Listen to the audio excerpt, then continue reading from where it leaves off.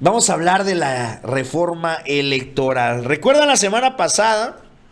Decía Alejandro Moreno Cárdenas que no iban a permitir que pasara la reforma electoral del presidente López Obrador, que no se lo iban a permitir. También salió Marco Cortés a insistir que necesitaban una postura fija, una postura firme de parte del priismo, que no los fueran a traicionar, que quedara clara la postura que iba a tener Alito, que iba a tener la bancada del PRI respecto a esta reforma electoral, porque ya sabemos que la vez pasada lo mismo habían dicho, ¿no? Alito había dicho, no, la militarización del país, no.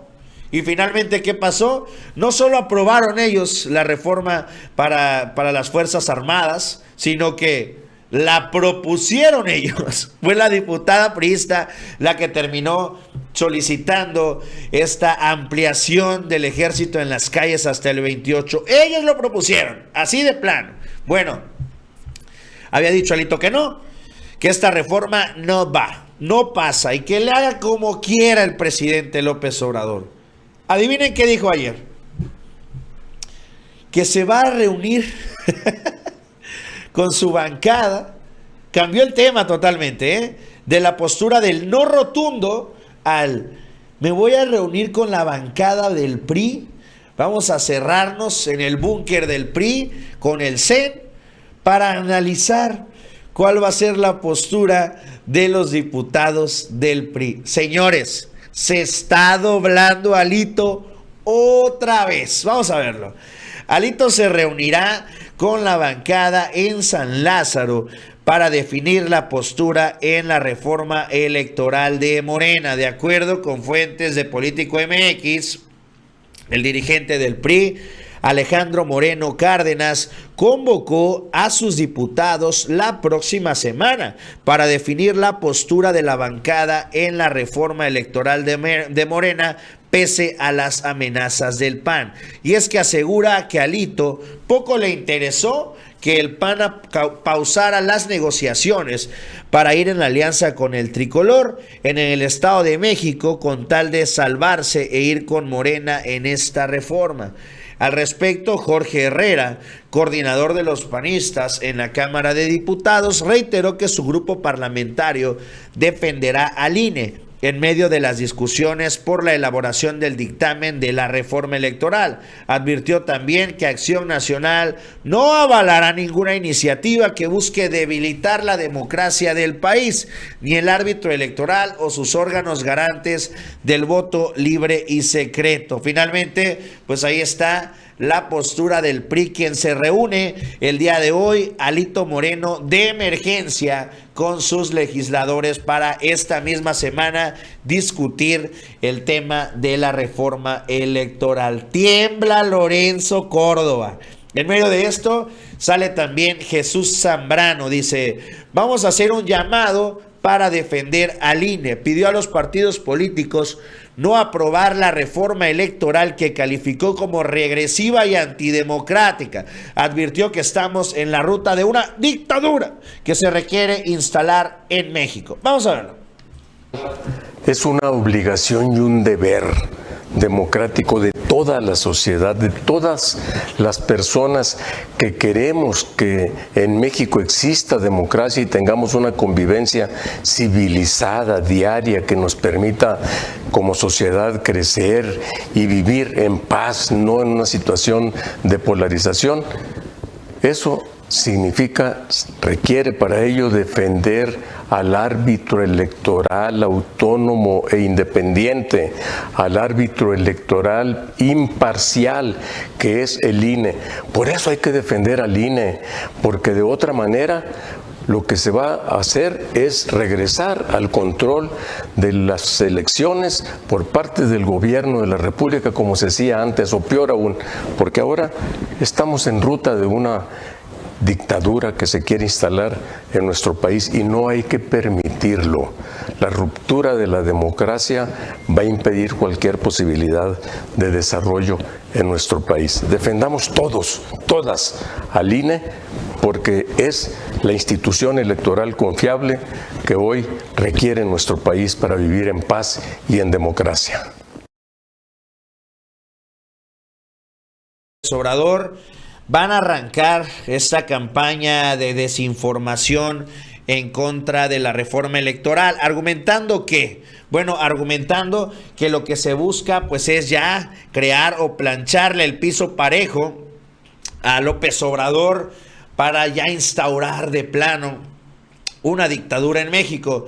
Y es que vamos a escuchar, por ejemplo, esto lo hicieron viral el día de ayer, 8,078 me gusta y más de 4,000 retweets, el video que lanza Ricardo Anaya sobre esta reforma electoral. No vamos a escucharlo todo, vamos a escucharlo una pequeña fracción, pero sobre todo para que entendamos qué es este discurso que se está empezando a fraguar de parte de la oposición. Inventar para que la gente, lógico, si te dicen, es una reforma electoral que va a acabar con el INE, que va a acabar con las elecciones democráticas, que le va a dar el poder total a López Obrador, que el secretario de Gobernación es el que va a organizar el conteo de las elecciones. Bueno, no sé quién estaría de acuerdo de hacer algo así.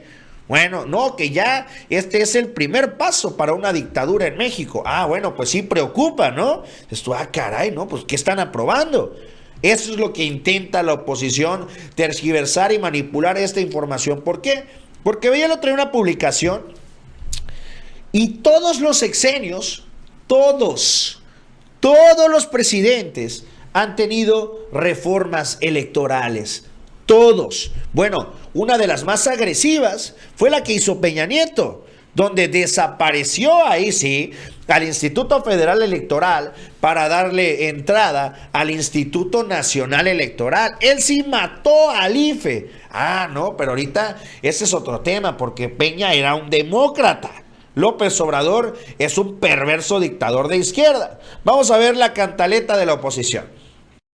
¿Sabes por qué quiere López Obrador desaparecer al INE? Creo que son dos razones muy sencillas. Primero, porque tiene miedo de perder las próximas elecciones. Y segundo, pues porque es un cuate que no sabe perder. Fíjate, siempre ha sido mal perdedor. Jamás en su vida política ha aceptado una derrota. Perdió para gobernador en 88 y ¿qué dijo? Que hubo fraude.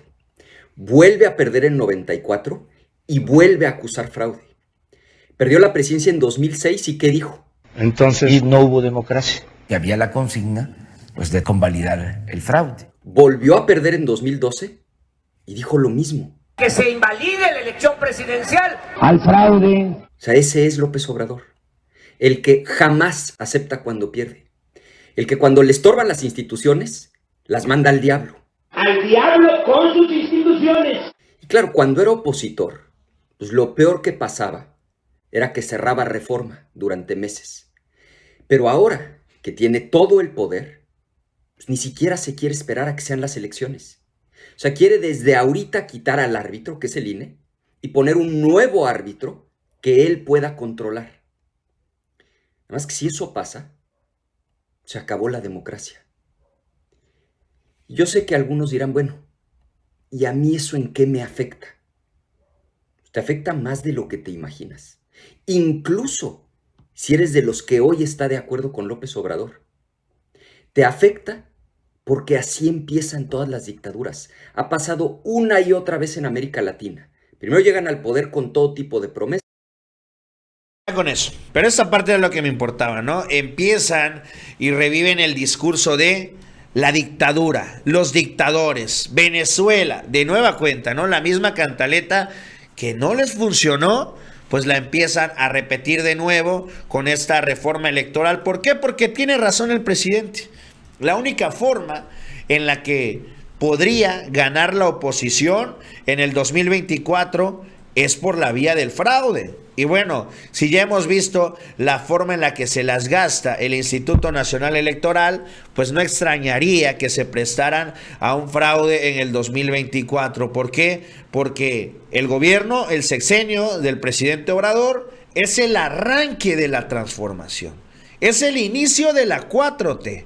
El siguiente sexenio, sea la corcholata que sea, será la continuación de esta cuarta transformación y es finalmente si no se concreta esta reforma electoral en este sexenio, ténganlo por claro y denlo por hecho, que se daría en el siguiente sexenio. ¿Por qué? Porque a todas luces las cámaras las va a gobernar la izquierda.